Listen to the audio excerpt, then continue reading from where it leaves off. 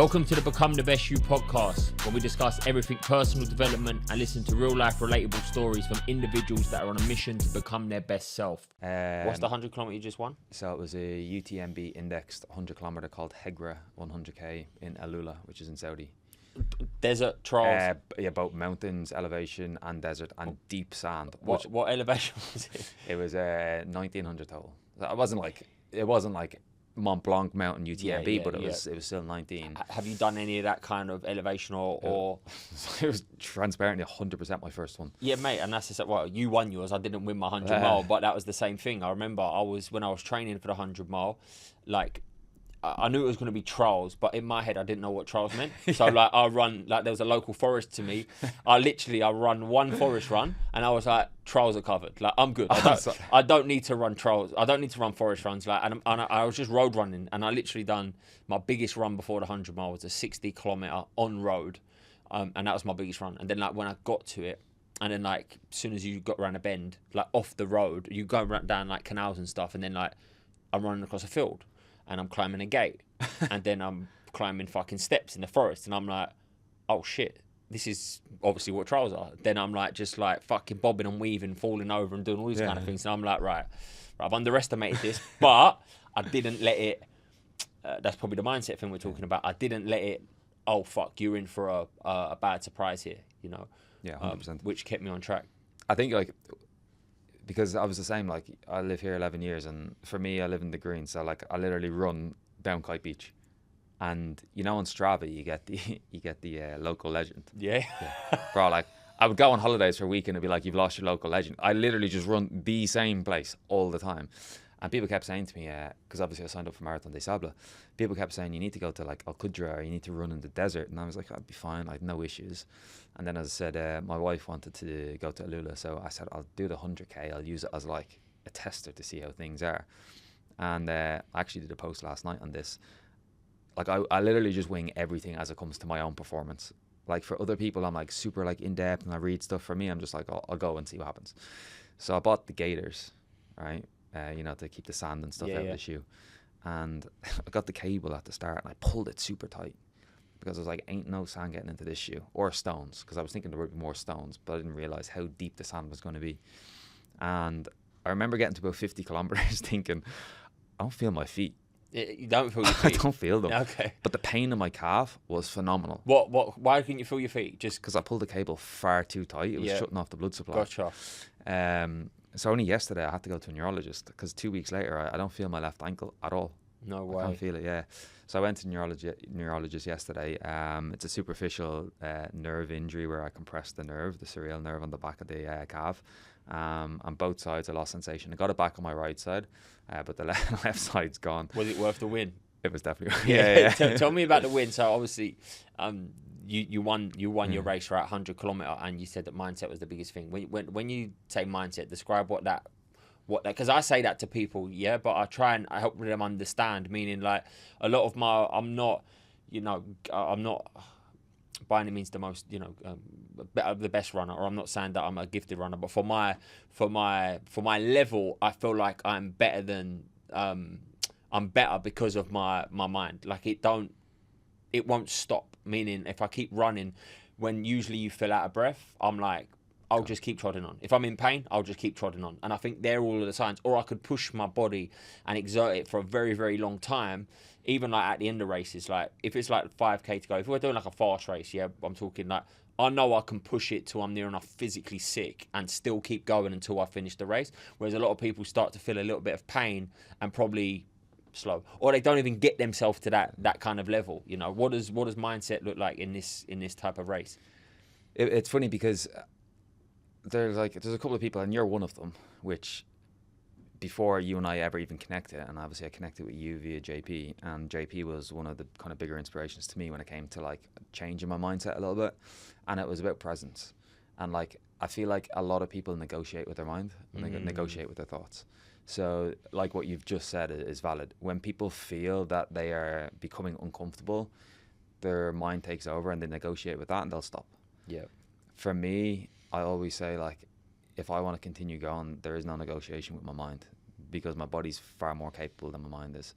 So even when I was getting to like 60, 70, I still remember getting to 70k. And there's a place in Alula called Mariah, and it's the biggest mirror building in the world, and it's literally in the desert.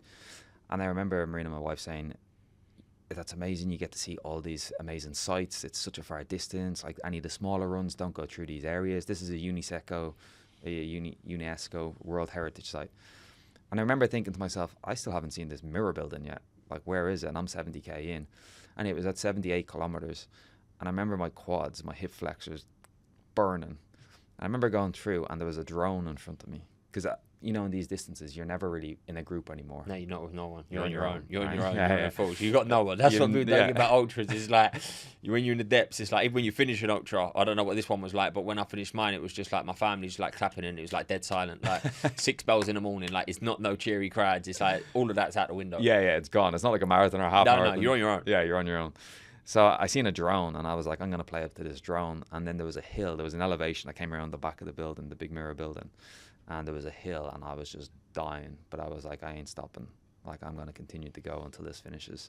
And as I said, I think the biggest thing from mindset is not negotiating with your mind, because our bodies are far more capable than we believe. There's two things there. It's like one like I love what you're saying. It's like I don't negotiate, meaning like when my mind is telling me to go left and I know to go right, I'll go right. But then there's also, I feel like when I'm trying to do these long runs, I'm trying to get out of my mind. Yeah. What I mean by that is like when there's too much resistance, when like, and you have to have them battles, but what I mean by that is sometimes when you're fighting against yourself, it's like all you are doing is in your head and thinking too much and stressing yourself out. Whereas like me being present, what I mean by that is either repeating a mantra, focusing on the breath, and just staying in the moment and in the present, because my body knows how to move. I know how to breathe, and if I can get that flow state, it kind of all goes away, and it kind of feels like I'm out of my body. And I'm just, it happened the other day in the forest. I'm doing a lot of forest runs at the moment. Pitch black, pissing down the rain, can't see anything, misty. Even though I look up, you can't see anything. And when you've got the torch on,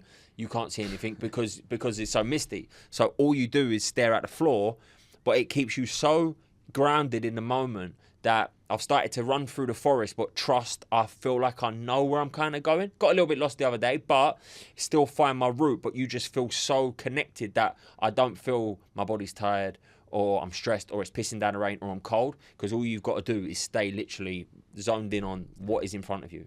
I think it's unbelievable. It's so hard to get to that place. I think so you said something a few minutes ago, which is true. And I can't remember what it was exactly, but essentially, like, as I always say, like, even though I did super well in Saudi, and I'm ranked on the IRTA now, which is the International Trail Running Association, the UTMB, like, I won't compete at marathon level, because when we look at the speed these guys run, like, it's astronomical, like the pace what they're finishing marathons at, which is another level. But put me in 100k, 150k, a 200k, put me through the sand, over the mountains.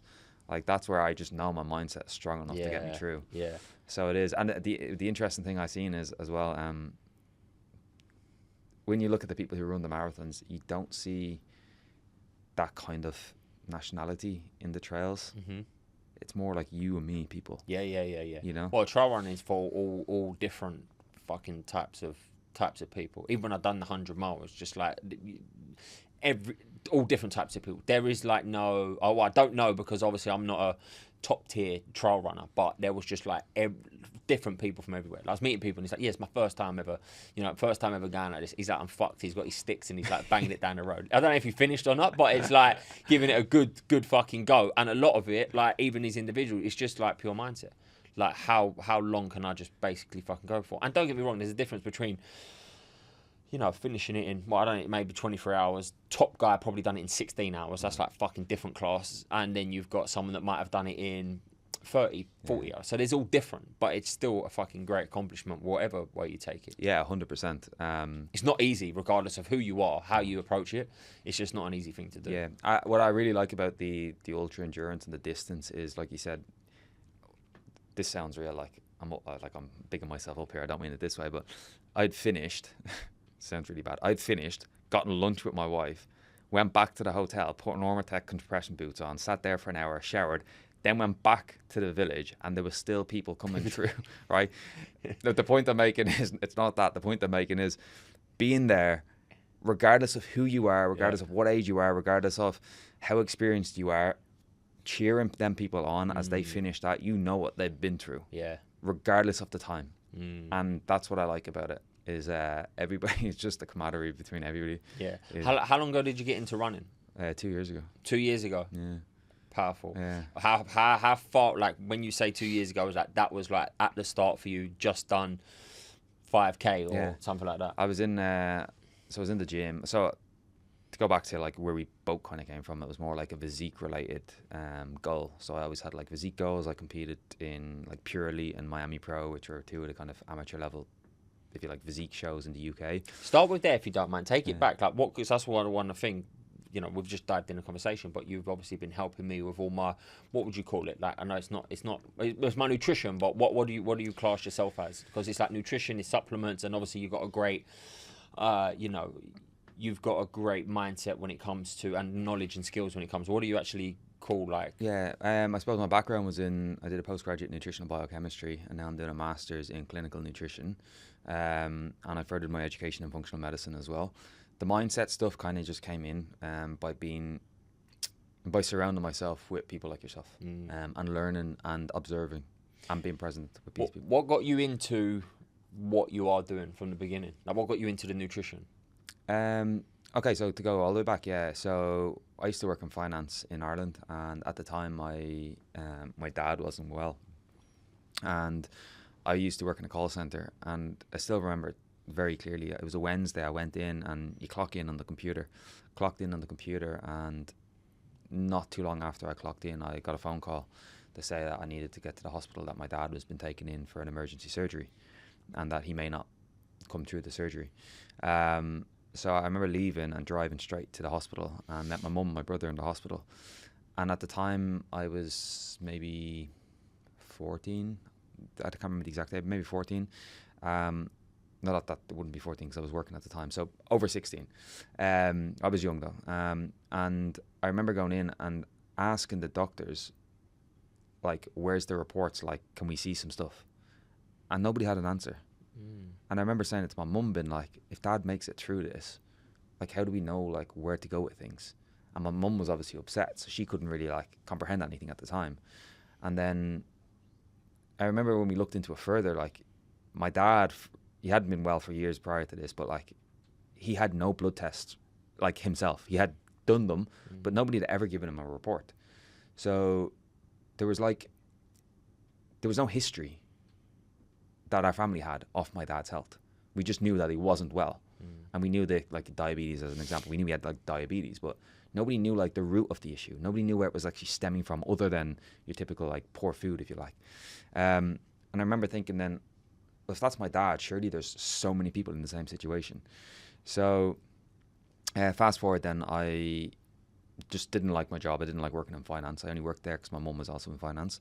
And I remember thinking at the time, like, I need to leave this country. Like, I need to go somewhere, be by myself and educate myself. So at the time I applied to be cabin crew at Emirates. I was like, I'll come over, chase some women, study and do my stuff. And that was 11 years ago. So I came to Dubai, and then when I was crew, that's when I started to do my postgraduate in nutritional biochemistry. So on the layover as crew, would normally go drinking and partying. And at the start I did do that. And then I was like, if I want to like create a lifestyle or create a life for myself, then I need to like stop this and leverage it and use that as leverage. So you used a powerful why to begin with to fuel you to get into what you got into. Yeah, for sure. And then that translated to, what did you go into? Like, did you go into like, was it like fitness coaching, or was it like helping individuals like your dad first?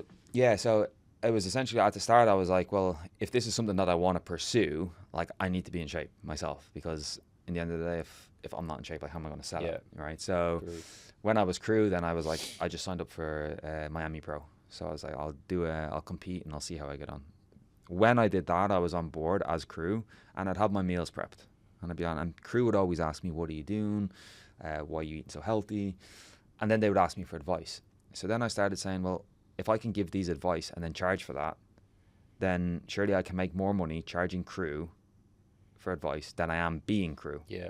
Because if you do the calculations, if you charge at the time, like maybe say 100 dirhams, 25 quid, just to give somebody some information, and you've got 17 crew on a flight, of which maybe a quarter of them ask you for information, to them the price is nothing. To me, I can leverage this. Yeah.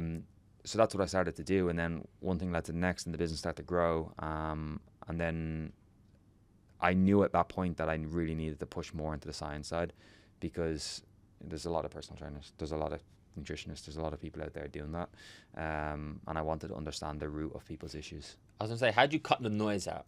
Like, I can't stand nutrition. What I mean by that is I can't stand, like, you're very passionate about it. You've got a strong why behind it. Like, there's so much, and I think, you know, me and you spoke about this, how it's caused me problems. Like, eat this, don't eat this, have this, that's bad, that's good, that's not bad. So you go through all of these different, and I'm an obsessive kind of person. So like when I'm getting locked in on something, like meaning, you know, I ain't had a sugar for a year now.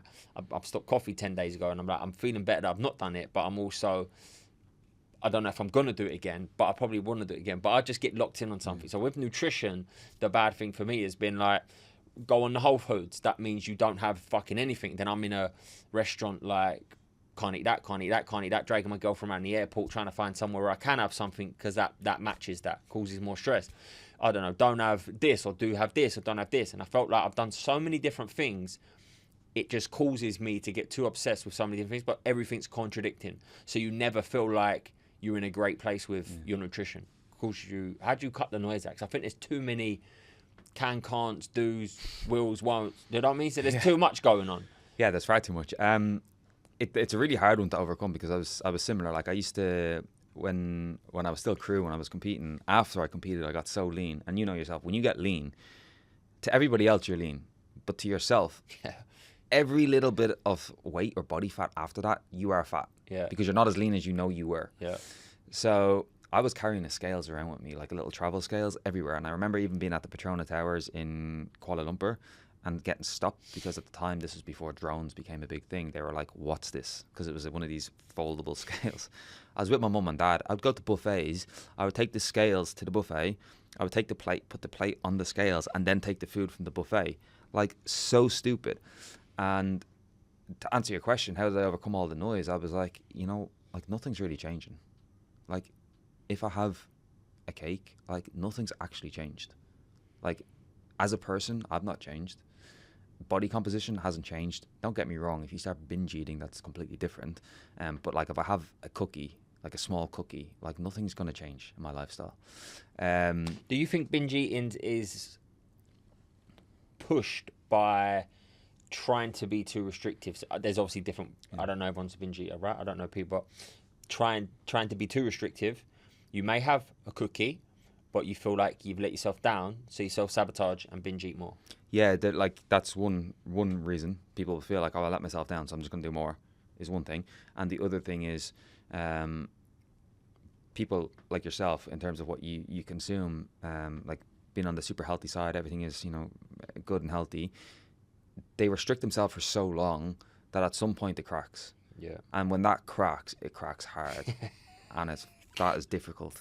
I experienced it myself. How much is it food? How much is it your mind? In what sense? In the sense of, like, food's food, yeah? But because you have a negative or positive perception on the food, or what that food means to you, you either eat too much or eat too less of the thing. Like, how much is it actually the food itself compared to the diet, to the way that your mindset is actually wired towards the thing? I'm trying to put that in an easier question. So, even last night, I'll give you a perfect example. We went out for. I'm in Dubai. Don't drink. Don't do drugs. Don't do fucking anything. I'm drinking coffee at the moment. Yeah. We went out last night. Had a Chinese or something. Was it? Yeah, and I'm like, and I'm this week. You know, I've done 17 kilometer and a weight session, 31 kilometer, 29 kilometer weight session. Been on a flight in Dubai. I've done all of that this week. Yeah, and even yesterday didn't eat that much, but then had a Chinese. Yeah, nice Chinese. Didn't even ate a lot, but not fucking rolling out. Not bundles. I didn't come out there like, oh. Yeah. But I don't know if cakes and chocolates and all that. But at the room, I've got a couple of dates. I've got a bit of yogurt, and it's like 10 o'clock now. And I've got back, and I'm like, you don't need to have a sweet treat, but like I fancied a sweet treat because I don't know, I just fancied it, and I had a bit of yogurt and some dates and a little bit of blueberries and whatever, and I had it, and I was like, you know, you felt like you've let yourself down because you've had it. Like, and then it made me want to just fucking eat more and feel like, fuck this. Like, just eat even more. I didn't. But I felt like stressed and pissed off with myself. Even when I got up this morning, I was like, you didn't need to have that extra bit. Like, it's not that deep, is it? No, not at all. Does that make sense? Yeah, like, yeah, for sure. This is what I'm trying to get in my head. Like, because I still, as we know, like I still go back and forth with my nutrition and have an obsession about how much should I not eat. You really helped me the other day when we was talking about, like, it's like, mate, you're training for 200 mile, like, you're good. You're not gonna put, like, you know, you're not gonna put too much weight on. You're not overdoing it. You actually eat you eat good. Yeah. But in my mind, it's like I'm not being perfect, so it seems like it's not good enough. Yeah, like, so my question would be like, so like, what is perfect, right? And I'll give you just a quick example. So, go on. Perfect for me is because I'm so rigid and structured. If I've got the plan, and I go off I'd say off plan. It is, but it's not. Yeah. It's not down to the absolute T. I feel like I'm off plan. Yeah. I've let myself down. But when I say like what's perfect, what I mean in the sense is, because having structure and having perfection is a really fucking good trait. I'm like that, and I know it can annoy my wife because like I'm perfect in the sense, like, if I get a fade in my hair, it has to be perfect or I ain't walking out that place. Yeah. To me, it's perfect. It might be looking stupid to somebody else, but to me, it has to be perfect. If you look, like, scroll through my Instagram, everything is like, you'll never see the thumbnail with my hair missing, for example. Like, I'll be in that photo, right? Yeah. So for me, like, having a perfect trait is good. It's not OCD, it's perfection. And I think there's a difference. Like, if something's a little bit sideways, I'm not going to start twisting things, right? I don't know, I'm like that. But yeah, like, yeah. So I think there's a difference between OCD and perfection. I mean, they're kind of aligned, but like, they're not really. Like, I'm not going to be like, right, this isn't in front of my mouth, so I'm going to move it, right? But where was I going with this? When we look at food in general, so where you're at, like, as a person, you like perfection in your business, in how you educate people, and all that. That's perfect, no issues. But as it pertains to food, I'll give you an example. And I actually haven't spoke to you about this because, like, sometimes I'm like, I don't know how to say this to somebody via a message without sounding like a fucking idiot. Or like, without sounding like I'm just being an asshole. Yeah. So but I like listening, though, because I take on board. I actually give you a good compliment. We was in the sauna earlier, and I was like we was talking about good coaches and things like that. And I was like, I don't like people that just head nod with me. And you didn't head nod with me the other week. You was like, I said something, you was like, Matt, I don't think that's a good idea because we've spoke about the way that you know, the way that you think, the way that you do things, and you're just going to get yourself into a negative cycle. And I need that kind of feedback, because it's like, okay, cool, because that's how I would talk to someone. So I don't like when someone says, oh yeah, let's just do, because it's like, well, why are you coaching me then? Yeah, exactly. I'll coach myself. Yeah, 100%. Sorry. No, all right. I always say that. I'm like, if I'm being an asshole, tell me I'm an asshole. Tell me what I've done so I can correct that. Yeah, so I can learn. So I'll just talk about the Alpenmuesli as an example, right? Not the added sugar, the no added sugar Alpenmuesli.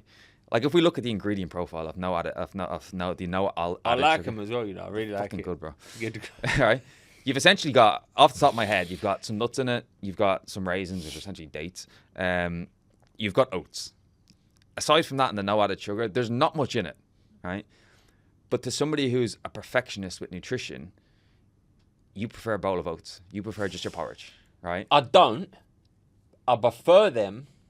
But there's something about because I've cut all angles of things, when I haven't even had peanut butter or almond butter in a year, when I stopped eating, sugar. And I've got an up and down story with that, but why is because even the yogurt bowl now is probably like my fucking crack. Does that make sense? So like when I eat that yogurt bowl and the muesli's in it, and I love the raisins, and it's all like a mixture and it feels really good, there's something inside of me that just wants to have more, fucking muller the whole thing. Okay. Oats, I don't. That's different. Yeah. Does that make sense? Yeah, for sure. I would rather have it, but I feel like I want to just keep going for it. Does that make sense? And I'm still trying to get down to the triggers, because it's not the food. Obviously there's addictions with things, right? But I have overindulged in drinking drugs, I've overindulged in sugar, I've overindulged in coffee, I've overindulged in food. So it's not the coffee, the drink, drugs. These have got elements to play, but there's obviously something deep down driving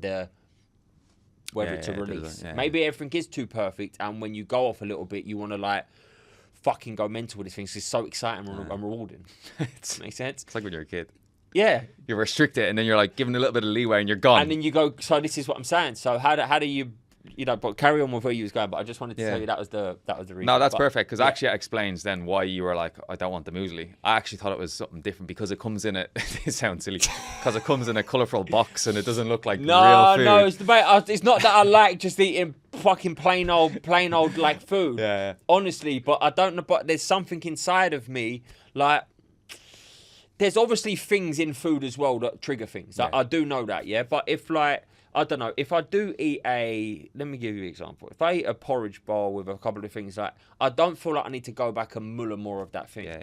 But if I do have something that tastes, if I have a takeaway, I feel like I can just like last night. I ate probably more than I needed to. Like if we weren't at a meal last night, and everyone eats a bit more, but we was at home and it was just a meal on one plate, and it was just what it was. I'd probably eat it and most probably feel satisfied.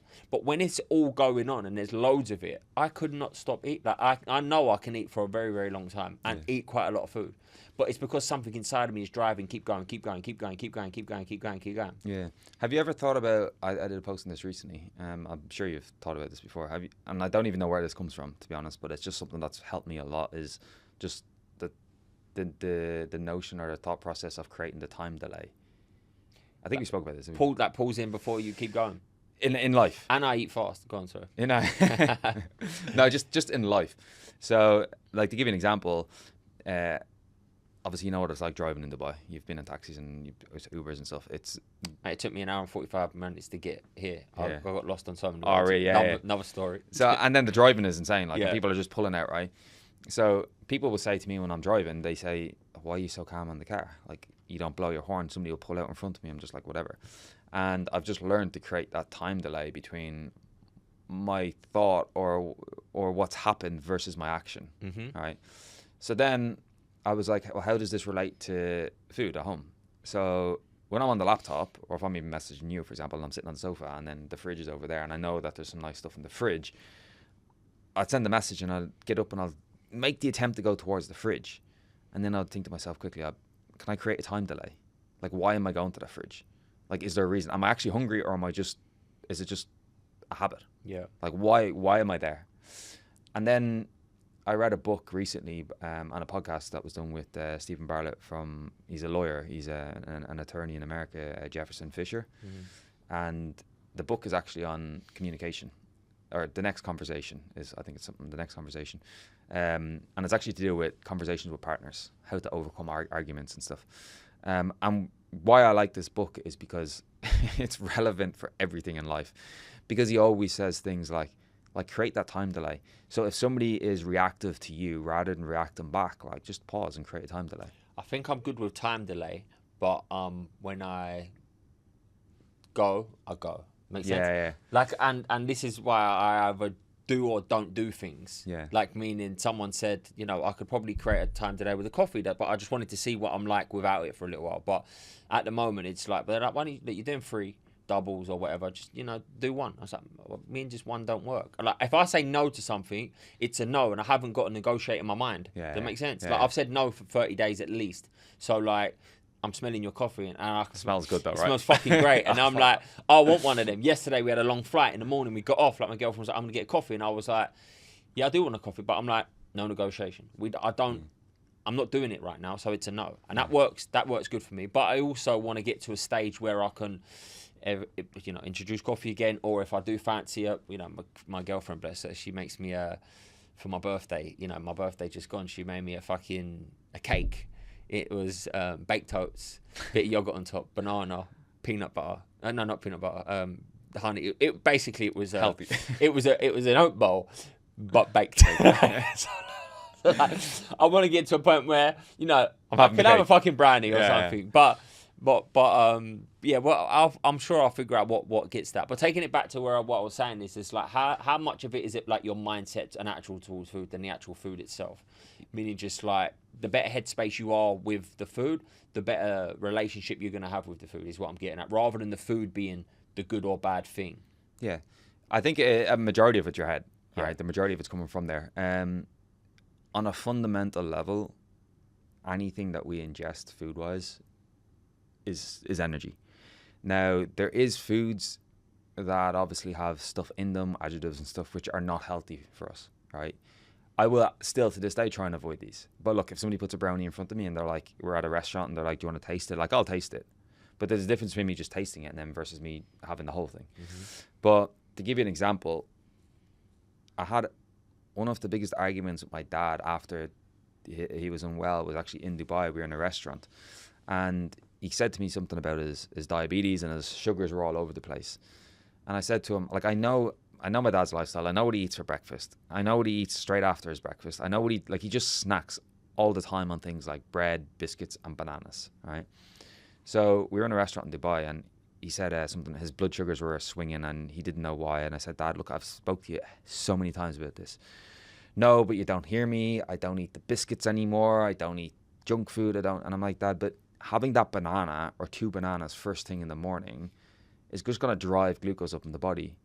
No, but it's healthy food. It's good. It's natural. I'm like, Dad, what you see is a banana.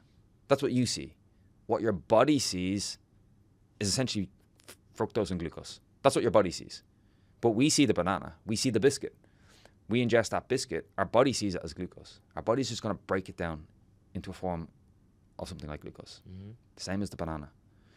I'm not talking about the things like the added oils and stuff that go into some foods, but for the likes of a digestive biscuit, right? We look at it like it's a biscuit, like it's bad, and we look at the banana like it's good. But in the end of the day, if one is 100 calories and the other's 100 calories and one has 20 grams of carbs and the other has 20 grams of carbs, our body's going to break it down and utilize it essentially the same way, essentially.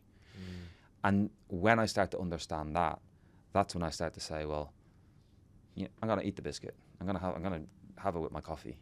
But I'm not also going to have the banana. Today, I won't have the banana. I'll have the biscuit with my coffee. Makes sense. You know what I'm saying? Yeah, for sure. I also want to dive back. Thanks for sharing that. I want to go back to what you said. You said that you was helping all of the cabin crew. You was doing all of their nutrition, everything, and then you went for your own journey with your own physique and stuff like that. I know now. Would you say that you've got a great relationship? You must have, because the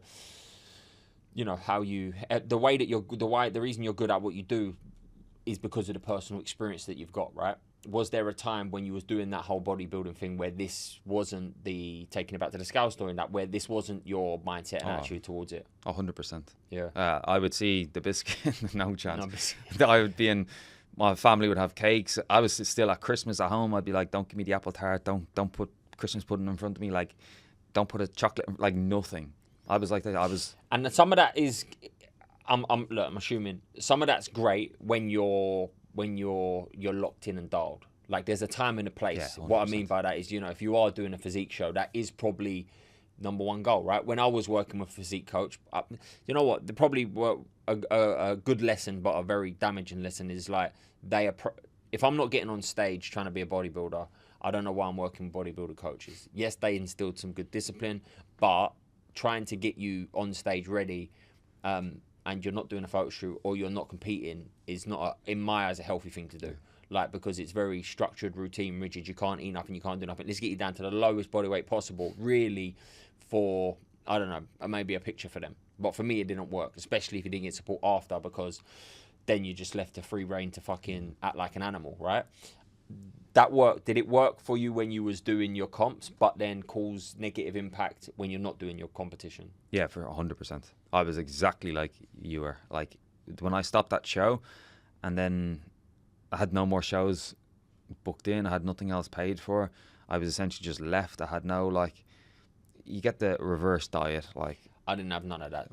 We literally finished my cut at fucking December, and we said we'll start back. I think I was 81 kilos going into December. We'll start back in January. And I was like, what's the goal? Yeah. Well, no, we're just going to... And I was like, well, I just don't understand what we're doing here. And then it went from like 81 to like 88 kilos. Super fast. And like fucking going at it in December. Like, to a point where you actually feel sick. Yeah. And I've never done that before.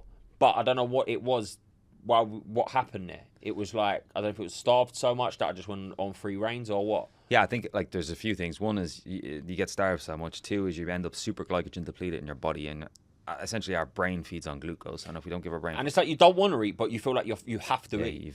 You've literally have you ever experienced when you're cutting, and this happens to a lot of people, and I speak to a lot of females about this. You just wake up in the middle of the night, and people are always like, I don't know why I wake up. You wake up all night when you're cutting. And I'm like, So like, just give me an example of like your last meal, and they might say something like chicken and broccoli, for example. And I'm like, all right, and where's your carbohydrate intake? And they might give me an example. It's periodized around the training window, around I have the carbs before I train, and I have them immediately after, and then I don't have them at any other stage. And I'm like, you realize you're doing X amount of cardio, you're contracting your tissue X amount of times a week, X amount of times per set, per reps, etc. in the gym. You're using that carbohydrate. You go to bed at nighttime and you go to sleep, your fucking brain needs glucose. And you will wake up in search for it. And that's why people end up in the fridge at fucking 2, 8, 3 a.m. in the morning, because they're fucking, or they'll wake up and the first thing they'll do in the morning, in my dad's case, is a banana and bread. Why? Because it's the easily accessible forms of glucose that our body is fucking craving, because we deplete it and we have negative connotations and views on it, and it's just the easiest form, so we just go for it. Mate, it's so I don't actually like nutrition. Like, I actually really don't like it, but I love when someone's passionate about it and knows what they're talking about with it. How did your relationship go with the food after that? Like, did you carry on competing? Did you stop? Did you step away? How did you manage to improve your overall, look and outtake on nutrition? Because in my mind, sometimes I'm so obsessed with something, I'm like, fuck, when is this ever gonna get better? Because it's like you've got one way of looking at something. It took a while, and sorry to interrupt, because I think it's also hard, because it's one of them things, it's like you've got to eat, like, meaning if you've got a bad relationship with alcohol and it's like, right, I don't want to do this no more. I know it's hard to get away from it, but essentially it's like, don't drink. If you don't want to drink coffee, it's like, don't drink coffee. But if you're like trying to improve your relationship with food, it's not you don't eat. It's like, keep eating, but try and do it as you go. You know what I mean? Yeah. I was actually working with, I think I asked you if you knew, do you know Luke Lehman? No. Muscle Nerds. Luke Lehman is phenomenal, and I have so much to thank that man for in my life. A phenomenal coach. He was the head of the Poliquin group when Charles Poliquin, strength and conditioning coach, was still alive. And I remember I was doing one-to-one mentoring with Luke, and I spoke to him about this.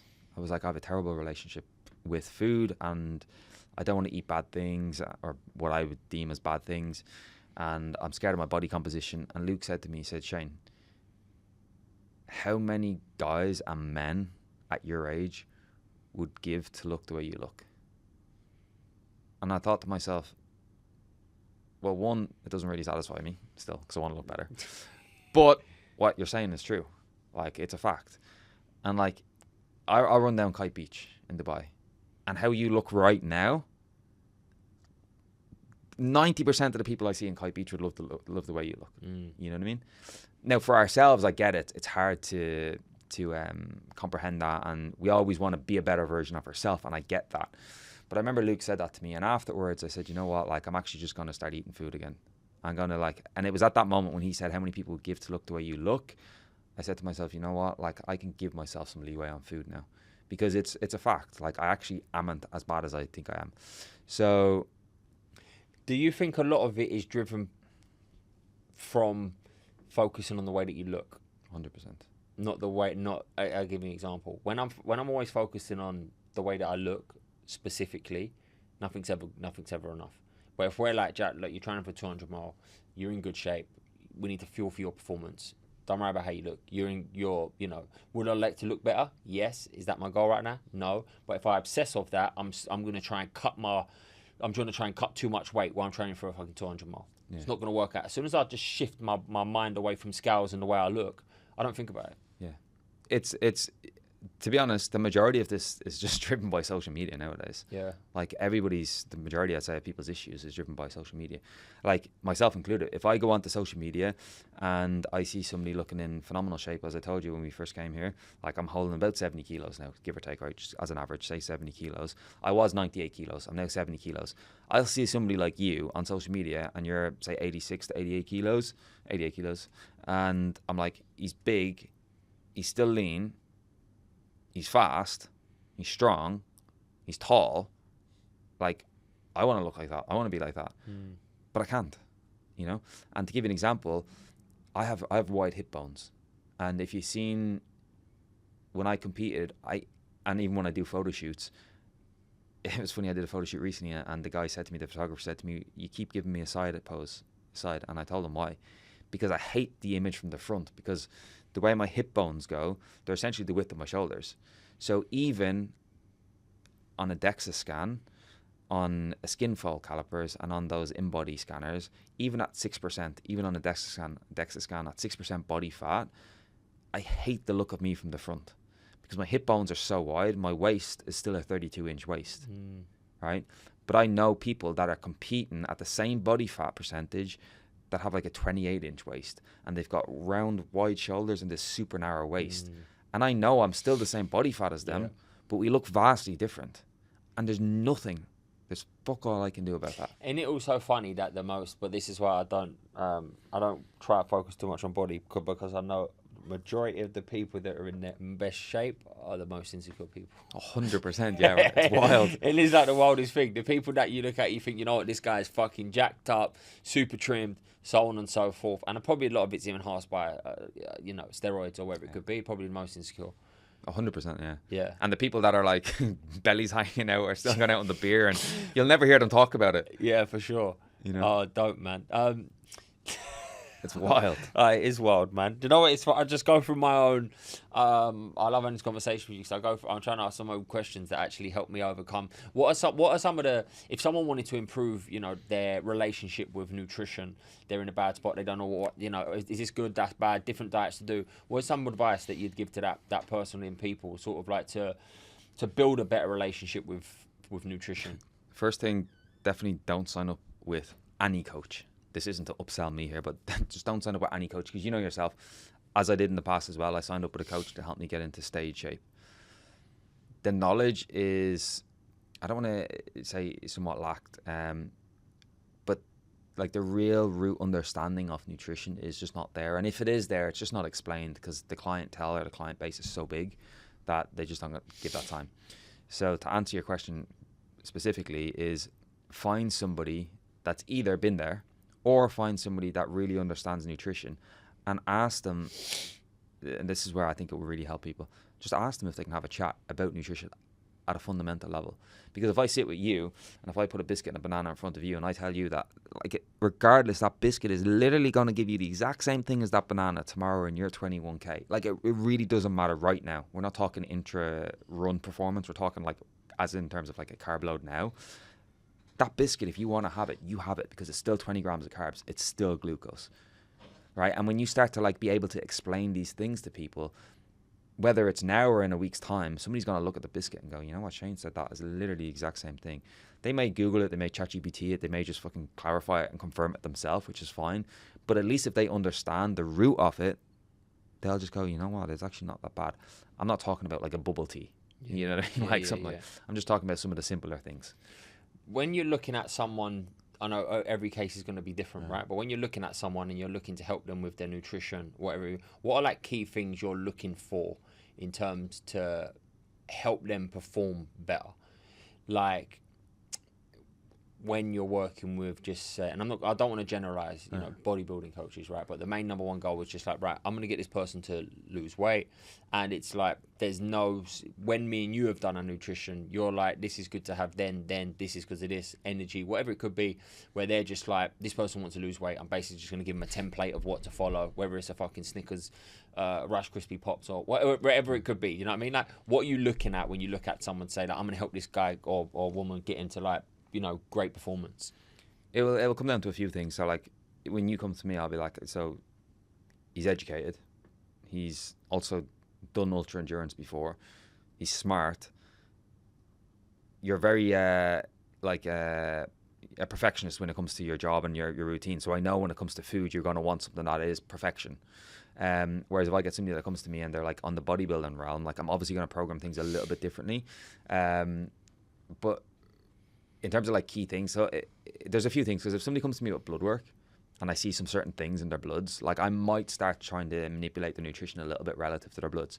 If somebody comes to me with like a GI map, which is essentially like a stool analysis test, which is a PCR test on the bacteria in the microbiome, things like occult blood that potentially shown up in the stool, calprotectin, inflammation in the gut, like if these things are present, then obviously we're going to go around it. You could be looking at like gluten-related issues, gliadin-related issues, which can come from oats as well, which can drive inflammation in the gut. So it's very, very specific to the individual, but the biggest thing is just biofeedback from the individual. What's that mean? Recently, last week, you said that you feel gassy or bloated on Yeah, more oats. bloated, Yeah. So straight away, And I don't know if it was the oats. It's just like, so I'm seeing like I'm eating relatively clean, but my belly's still just feeling a little bit. Even that, I'm just like dialing, even like ticking the boxes even more to see like, why is that happening? Is it too much of something, too little of something? I don't really, I know. So as I always say, like to people, yourself, myself, specifically here, is like, if I was to ask you, is running 200 miles healthy? No. So if running 200 miles is not healthy, why have we got such a focus on eating such healthy food? If 200 miles is actually not healthy, we can support our body. We can support that 200 miles with easier to digest foods just for that moment, because we're doing something that's not healthy to begin with. So I'm not saying we have to add unhealthy things in, but we can support it. To give an example, and I'll use like Rice Krispies. Rice Krispies are essentially just a carbohydrate that's fucking air. I'm not talking about even Cocoa Puffs with chocolate in it, just simple Rice Krispies. If we can get, if an individual needs 900 grams of carbohydrates a day, it's fucking hard to get 900 grams of carbs in, especially via healthy food. And that's where fermentation takes place in the gut. That's where the bacteria in the gut are just taking that and feeding on it and creating gases. That's when bloating happens, and then people start getting reflux, people start getting gas out their rear end, they start getting pain, gastritis, all these things start to come in. If somebody was to literally eat 100 grams of carbohydrates from Rice Krispies, they would want fucking more food because they would still be hungry. And that's when it comes to like, is me running 300 kilometers into Sahara Desert healthy? Fucking no, right? Am I going to go into that Sahara run eating oats? Absolutely fucking not, I can tell you. I've done that on my 100 mile. I literally stopped off at a, where we had some oats quickly, and I got like fucking Quakers oats, they might have been. I got like 5 kilometers in, and I was just like, they just fucking went everywhere. And I was like, right, no more oats. Yeah. Like I was running through Alula, and I came by this, there was a station, and the guy had a cold bottle of Coke. I've not drank Coke, I swear to God, in years. Like just a plain original Coke. I said, give me that bottle of Coke. I was like, it's just sugar at that moment is what I needed. Yeah. So I took that Coke. You know what I mean? And he also had like dates, and I was like, you can scrap your dates. I need it right now. Yeah. Because I need it right now. Even that, see like this is what I said about the mindset, because something just sprung to mind for me, right? How much is it your mind to the actual food? What do I mean by this? Is I might finish a bowl of Rice Krispies, and I might say, I don't want that, mate, because it just don't make me feel good. Is it the food that's not making me feel good, or is it my attitude towards the food? It could be. There is going to be foods that, you know, you eat and you're like, fucking hell, I shouldn't have ate that, right? But is it because the way that I view the food, the meaning I put on it, is like, this is not good, this is not healthy, this doesn't make me feel good initially, so I'm eating it and I'm just like, oh, it's done what I've said. Yeah. Is it that more so than The food itself? Yeah, so like if I was to ask you Rice Krispies, just Kellogg's plain Kellogg's Rice Krispies, what's bad about it?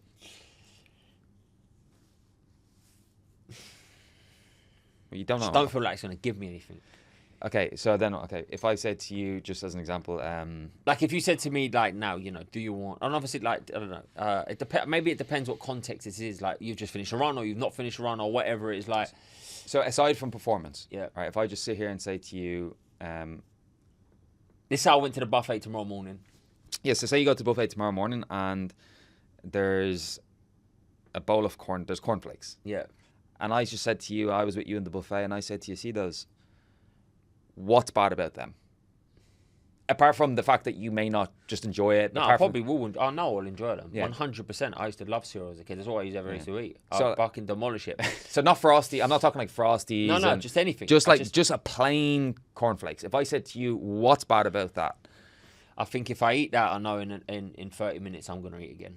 Okay, so that's good, because that's not necessarily the problem. Because you're not seeing that food as something that's going to harm your body. No, not necessarily harm my body. I don't think it's going to be something that's going to make me fat. Yeah. You know, I think... That's good. I think sometimes I worry about... I know I can eat a lot of food. The repercussion after... I know I can eat a lot of food, yeah? So I'm basically protecting myself, because I know, like, right, if I eat... I'm hungry now. We had a run this morning, and we only had a fucking bit of avocado on eggs on toast. Then I had to go to the expo. Didn't make it. Got lost. Took me an hour and a half to get here. Just done a podcast. Now you. So now I'm sitting there. I'm fucking hungry, right? After this, there's nothing really quick I can grab. If I could have a quick Cocoa Pops, I probably wouldn't, because I'd be like, I know I'm gonna be hungry in a minute anyway. So mine's more like I'll end up eating too much today because I've ate things that have basically they've not made me full. So I like this because I've learned a lot about this now, because that's good to know, because the root of the issue is completely changed. It's 360, okay. right? Or 180. Because I did go through a stage of thinking things were bad, meaning like when I was, I don't know, when that internet phase was going on, they're saying fucking bread's bad, this is shit, that's shit. I actually stopped eating it all, and then I was like, right, even rice, I didn't eat for a long time. It was only sweet potatoes, and I was like, I'm not going back to rice and all that. And it got in my head, and I stopped. I'm back on. I know that's just nonsense. Yeah, I went for a phase. It's not that. I feel like if I eat, I'm gonna end up eating too much today. I don't want to eat too much today. But so like transparently, like still to this day, I'm like this. Yeah. But I think that's an educated not wanting to eat it, because I'm hungry now. And before I came here, I was doing an event with Nike, and then I needed to have a shower, so I just stopped at the gym. I didn't even go home. I just stopped at the gym, went in, took a shower, left, and I stopped in Spinneys. And there's so many things in Spinneys. I literally just got 100 grams of chicken, because I know if I had went and just bought a Nature's Valley bar, for example, I'd still be hungry. You're gonna be hungry. You know what I mean? Yeah, so I'm like, I'll just buy the chicken. I did not buy the Nature's Valley bar because it's bad. I just made an educated choice to buy the chicken over the Nature's Valley bar, right? Yeah. You know, and so I think it's more of an educated thing from your side as opposed to the food's bad. But I also think that's then related more so to body composition. Yeah. Because you know that if I had that bowl of Cocoa Pops, what's in your head is not that it's bad, but how much more can I eat in the rest of the day? Or do I need to pull something out of my diet later in the day because I had that bowl of Cocoa Pops? Yeah. I think it's based around a lot of that. Like even during the day, my girlfriend said the other day, Jack, I'm making these nice chicken wraps, you want one? And I was like, chicken wrap? I don't think that's going to fill me up as much as a meal, essentially. A meal. You know what I mean? And then I feel like I'm going to end up eating more. Yeah, but look, that's no, what you're saying is valid, because the chicken wrap is your But I might fancy the chicken wrap, but that's the thing. But I'm just like, but then like, how far do you go with it? Do you know what I mean? This is what I was going to say. So like, is your girlfriend and partner, is she into fitness? Yeah, she is. Yeah. But she also now has, I think the past month I've had, stuff with food, and she's built a great relationship where she knows that if she's too restricted, if things are good or bad, she can't have this, can't do this, doesn't work out well for her. So she's built a great relationship where it's kind of just like, does how she likes to do things. Yeah. So like the reason I was asking that is because the way she's eating is like completely fine. It's like if you want to say normal, like people have a chicken wrap, right, and they won't think twice about it. You're like literally thinking about performance, right, which isn't a bad thing, because I think the same way. If my missus said, we went to this where were we? I can't remember. We were somewhere recently, and she got we were in Saudi in the airport, and she went to Starbucks, and she got a chicken or tuna ciabatta thing. She was like, "Do you want one?" And I said, "No," because I know I'll eat that and I'll still be hungry. Yeah. So I'm like, do you know what? I don't want to. I'll have a bite off yours, but I'd rather actually just go and get a meal. I think so. That's changed it. So it's not I think certain bits, but I might actually have a good awareness. I think I need to change. I need to reframe it. It's a reframe. I need to reframe it. Because you're aware. I think I'm looking at it wrong. I'm looking at it like, I think I need to change my mindset towards it itself. 100%. That's why it's not bad what I'm doing. I'm making the right decision for the right reason. Yeah, this is what I was saying. It's like a 180, completely 180 here, which I've just learned. You're not your mindset about it is that it's something that it's wrong, that there's a problem. It's not. It's completely educated what you're doing, because the way we see it, you and I, from an educated perspective, and somebody who's into performance, is what they're all doing is what's normal in society. They eat the sandwich, then they'll eat the biscuit with the tea. Like, that's just everyday normal. You and I are like, from an educated perspective, that's not going to give me what I need. Yeah. And I'm going to eat that and still have to eat more anyway. Yeah. So why bother with that when I can actually just have a meal? And how different should your mindset be from? I'm asking questions because I'm just getting coached here. How different should it be from like we said? You just mentioned body composition, right? Maybe sometimes if I'm thinking, I don't want to eat too much. Do you think my mind is focused on body composition right now when it shouldn't be? Like, meaning, like, I'm training for 200 miles at the moment. I'm doing so much fucking so much output. More potentially at the moment, more for me is better than less, right? But sometimes when I'm thinking about the day and I'm trying to be like, I don't need that because I might have to beat more. Like, is it the end of the world that I'm eating a little bit more? Because how much I'm training? Absolutely not. Yeah. Like, because I think that limit and that rule on like, you have to be perfect here, it also, when my body's maybe even craving, like, mate, you need some more fucking food. I don't, because I'm like, oh, I'm going overboard. Yeah. But really, if it was like, no, that's acceptable, that's cool, I would feel good about it rather than feeling like I've let myself down. Yeah, for sure. The one thing I would say, and I think I said this to you before, is like, I think something that would benefit you long term is to have structure around the majority of your meals, and then an allotment. When I say an allotment, I don't like that really word because it can still create like a negative connotation around the food. In terms of, like, if I said to you as an example, like, have 600 calories of whatever you want. But if we're super dialed in and you look at a nutrition plan and you see, like, for breakfast I'm having this, for lunch I'm having this, and dinner I'm having this, and then you stick to that, like, that just becomes like habitual for you, right? Every single day you're just doing it. But if one meal per day was something that you can literally just program in yourself, then I think it would do the world of good for you. Because I essentially have the same breakfast every day. I have my protein shake at the same time every day. I have my lunch at the same time, and it's salmon every day at the same time. But my dinner can be different. It's not that I'm having a curry one night and something like a burger, and my dinner could be chicken with some veg and rice, or it could be steak with potatoes and veg, and it's still, like, quote unquote, like, good food. I think I know what you're saying there, and I think that could be the problem. Everything's too perfect and too rigid, and it's too the same. Everything to me is the same breakfast, same everything. And I think once I have a little bit of something different, your mind's like, oh, hold on a minute, what the fuck's this? We want more of this because we might not be getting this. Yeah. We might not be getting this again. Yeah. But if you're actually creating variety every single day and changing it up and having sort of newness, it's exciting, and you just kind of get used to that rather than feeling like your reins are off. Like, when I come on holiday, there's something inside of me that wants to eat more food. Yeah. I don't know what it is. I think it's because I'm out of structure and routine, and I'm just like, fucking, let's do something a bit mental. Yeah. No, and it's not even that mental. I mean, not compared to what I used to fucking do. Yeah, let's have a bit more fucking yogurt this holiday. Some blueberries. It's ridiculous. My girlfriend says it, and she's like, mate, you're the most dialed in person. It's like, why are you beating yourself up with some blueberries? I'm just like, I don't know. It's just because it's like everything is so habitual for you that every single day you're like, this is this, this is this, this is this. And I think I always say this to people, like, having routine with food is I think it's paramount for 95% of the population of the world, because they don't have routines. So they wake up in the morning, they're like, what will I have? They'll just reach for whatever. I wake up in the morning. Right now, my routine is essentially, I just love a coffee when I wake up in the morning. I sit with my dog, and I've got some cashews in the freezer. I put them in the freezer because they make it crunchy. So I'll just have a few cashews and the coffee in the morning. I'll just go to the gym, crack on to the gym, take a couple of clients, and then I will have a shake. My shake is like maybe 9 a.m. My first meal is 1 p.m. My first main meal is 1 p.m. And then I know that my next meal is 5 p.m. And then I know every night between that 5 p.m. meal and the 9 p.m. The 9 p.m. is normally like a yogurt or something, like dessert, like with apples in it or something. But it's essentially similar every night, maybe a different fruit. But that 6 p.m. meal is something different every night. But it's not that it's bad food. I just make something different. I just mix something different. I might put like the steak with a different sauce or something. You know what I mean? Changing it up. Yeah. I think I need to put some variety in my meals. Yeah, because then I know every night like something's a little bit different. So then, when you start doing that, if you go to Nando's, for example, that butterfly chicken wrap in Nando's some night is just essentially that meal that you're used to something different. That's like, we love a Nando's, but when I'm getting it, it seems like it's a whole new fucking thing. So I'm like, I want a little bit of everything. Yeah.